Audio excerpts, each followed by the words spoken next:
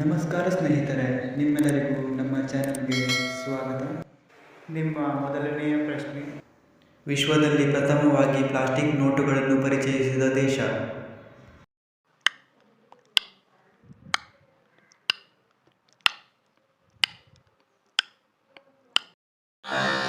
ಸರಿಯಾದ ಉತ್ತರ ಆಸ್ಟ್ರೇಲಿಯಾ.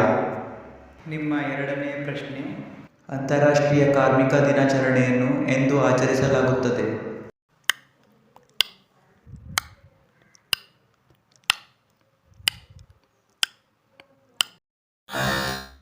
ಸರಿಯಾದ ಉತ್ತರ ಮೇ 1.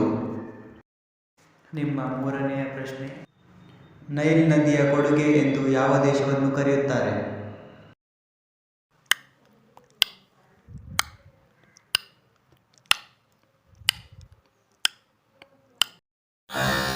ಸರಿಯಾದ ಉತ್ತರ ಈಜಿಪ್ಟ್.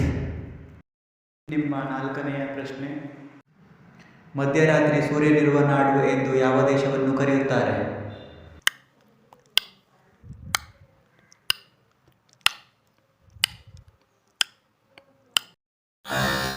ಸರಿಯಾದ ಉತ್ತರ ನಾರ್ವೆ.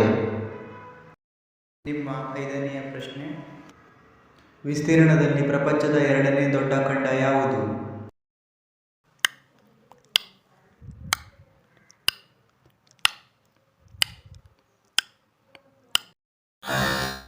ಸರಿಯಾದ ಉತ್ತರ ಆಫ್ರಿಕಾ. ವೀಕ್ಷಿಸಿದ್ದಕ್ಕಾಗಿ ಧನ್ಯವಾದಗಳು. ದಯವಿಟ್ಟು ಸಬ್ಸ್ಕ್ರೈಬ್ ಮಾಡಿ ಮತ್ತು ಶೇರ್ ಮಾಡಿ.